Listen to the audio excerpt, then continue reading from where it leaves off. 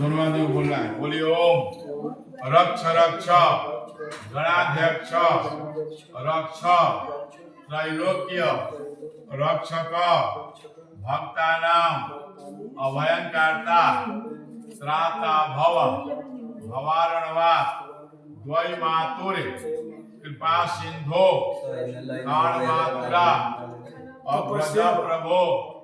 वरदस्त्वं वरम देहि वांछितम वांछी तार्थद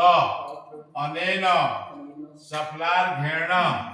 सफलो वस्तु सदा मम ओम घोर भुवः स्वः गणेशांबिकाभ्याम विशेषार्घ्यम समर्पयामि। गणेश जी पे देखिए, इधर देखिए आप लोग ऐसे माने अपना तरफ हाँ उठ के जा हो गया ठीक है हाँ